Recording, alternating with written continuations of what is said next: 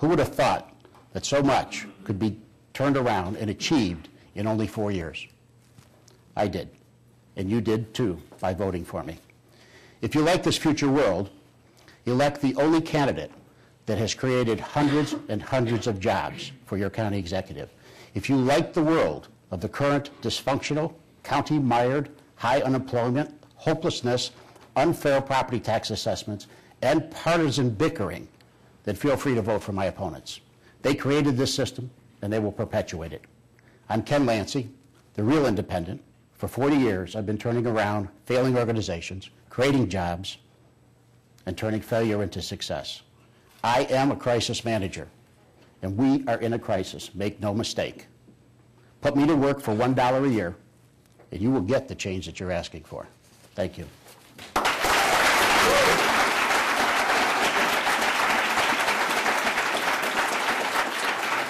Thank you, Mr. Lanci. We'll now get opening remarks from Mr. Scipione. Am I on? Yes.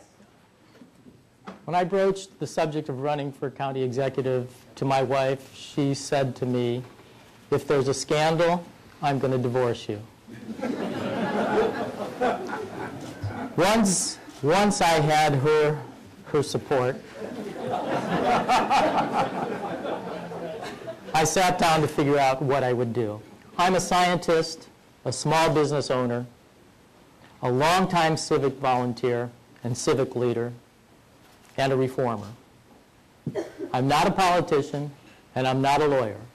I don't believe in gridlock, and I don't believe in litigation. 3 things differentiate me from the other 5 at this podium.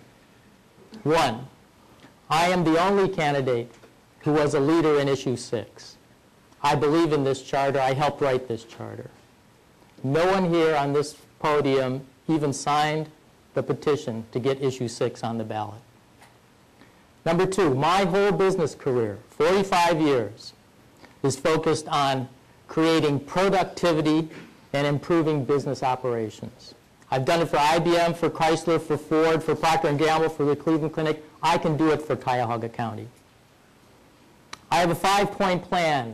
I hope I get the opportunity to give you my business card. That's my plan on the back. 5-point plan to fix government and lay the foundation for jobs and prosperity in the future. Number 1, I know that in 4 years we can save $200 million a year.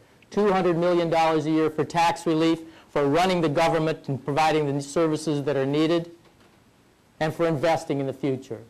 And the number 1 way we can invest in the future is in early childhood education from 0 to 8.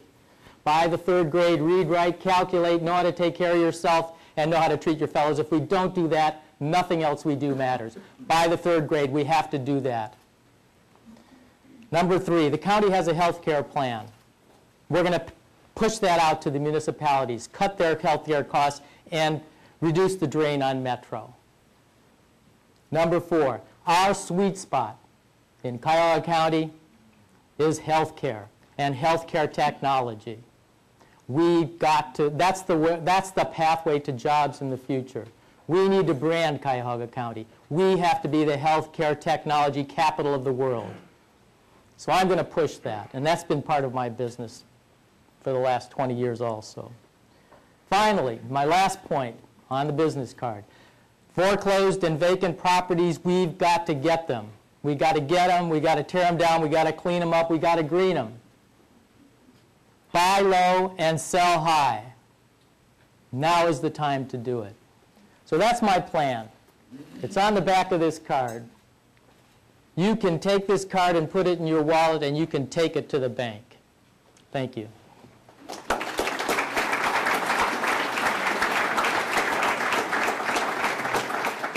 Thanks, Mr. Scipione. For those of you listening on the radio or watching TV, it's the debate among the candidates for Cuyahoga County Executive.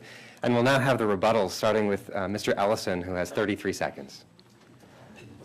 As a member of a minor political party, the Green Party, I was able to get on this ballot with 25 signatures. The Democrats and Republicans were each able to get on the signature with 50 signatures each.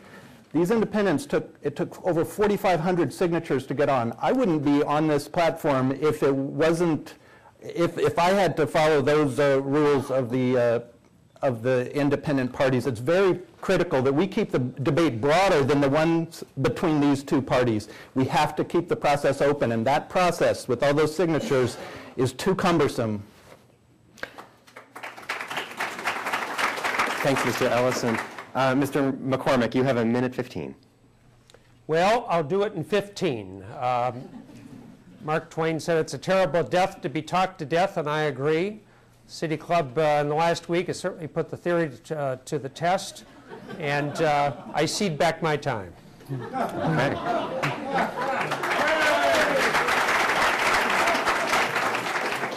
Thanks, Mr. McCormack. Mr. Dolan, you have 2 minutes and 10 seconds. I'd be happy to take some of his time. Before I got in this race, I talked to Democrats and Republicans, and they said, what's it going to take to win? What's it going to take to beat the entrenched interest? They said it's going to take about $2 million. But at the end of the day, you're going to see that my family, through a combination of relatives, is contributing over $1 million. And I understand the scrutiny that comes with, and I understand my relationship with the Indians. So I have announced I'm going to recuse myself. I was proactive and talked about in April having a bipartisan committee advisory panel. So not just for Gateway boards, but for all boards, board of revisions. We take the politics out of it. We take the patronage. We take the unethical behavior out so that we can attract good people. And that's what I'm going to do. But I'm being accused now of throwing mud. Let's talk about what I'm doing. Extraordinary effort took place. Issue 6 was put on the ballot, and 68% of the voting public said, let's do this. Democrats, Republicans, Independents. Then the Democrat entrenched interest put issue 5 on the table.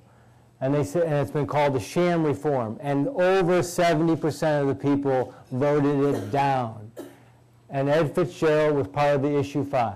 He stood with Frank Russo and Jimmy DeMora. And then subsequent to the vote, we found out some of the same issue 5 supporters are either named, indicted, or pled guilty to the corruption we're involved in. Let's move past this. That is the scrutiny that voters need to know. And the scrutiny they need to know with me is that I've been proactive to avoid these situations, that I've been bipartisan, not just in my votes, but in my actions. The plain dealer reached out and said that Democrats leaders look to me to get things done in Cuyahoga County. That they said that I stood in the House floor and I looked at my own party and I said, it's time we put ideological aside and be responsible. And that's what we need now. We need a responsible government. We need the opportunity to have that fresh start. Let's move that black cloud away, and let's build on the momentum we started in November of 2009. Thank you.